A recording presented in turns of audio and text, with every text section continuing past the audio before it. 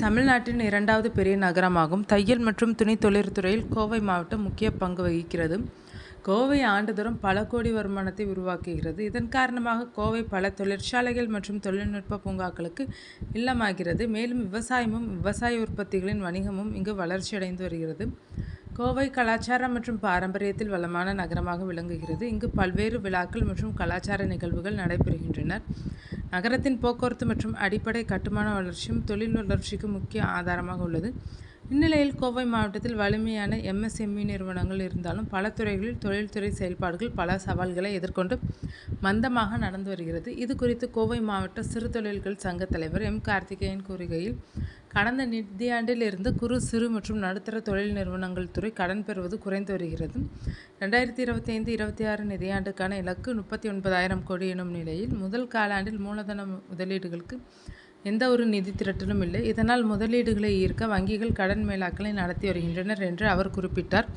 மேலும் புதிய கடன்களை எடுக்க விரும்பாமல் பெரும்பாலானவை தங்களது நிறுவனத்தை குடும்ப வணிகமாகவே வைத்திருக்க ஆசைப்படுகின்றனர். மேலும் தொழில்நுட்ப நன்மைகள் பற்றிய விழிப்புணர்வும் குறைவாக உள்ளது. இதுபோன்ற நிலையை மாற்ற வேண்டிய அவசியம் உள்ளதாக அவர் தெரிவித்தார். தமிழ்நாடு குடிசை மற்றும் சிறிய நிறுவனங்கள் சங்க தலைவர் ஜேம்ஸ் கூறுகையில், பம்ப்செட் நிறுவனங்களின் 60% ஆர்டர்கள் குஜராத்துக்கு செல்கின்றனர். ஆட்டோமொபைல் துறையின் ஆர்டர்கள் ஓசூர் மற்றும் சென்னை உள்ளிட்ட பல மையங்களுக்கு விரைவில் வழங்கப்படுகின்றனர். ஜவுளித்துறையில் ஆர்டர்கள் குறைந்துவிட்டனர். தொழில்நுட்பத்தில் முதலீடு செய்த MSME நிறுவனங்கள் எதிர்பார்த்த வருமானத்தை அடைய முடியவில்லை. உயர் ரக இயந்திரங்கள் உற்பத்தி திறனை அதிகரித்துள்ளனர்.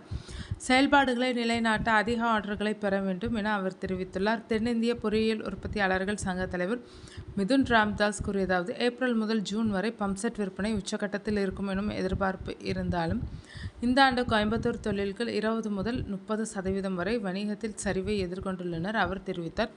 கடந்த ஜூலை மாதத்திலிருந்து விற்பனை குறைந்து வருகிறது. அதேபோல் கடந்த 3 மாதங்கள் மிக மோசமானதாக இருந்தன. இதனால் தொழிலாளர் இழப்பு மற்றும் வாராந்திர வேலை நாட்களின் எண்ணிக்கை குறைவு போன்ற பல சிக்கல்கள் ஏற்பட்டுள்ளனர் என்று தெரிவித்தார். மேலும் அவர் கூறியதாவது, ஆர்டர்களில் ஏற்பட்ட மந்தநிலை காரணமாக ஃபவுண்டரி துறையும் பாதிக்கப்பட்டுள்ளது. MSMEகளில் வேலை செய்ய ஆர்வமுள்ள தொழிலாளர்களின் எண்ணிக்கையும் குறைந்துள்ளதாக திரு ஜேம்ஸ் தெரிவித்தார். மாறிவரும் சூழ்நிலை காரணமாக தொழிலாளர்களை நியமிக்க முடியாமல் போராடுகிறோம் என்றார். MSMEகளை மீட்டெடுக்க மத்திய மற்றும் மாநில அரசுகளால் நடவடிக்கை எடுக்கப்படும் என்றும் அவர் கூறினார்.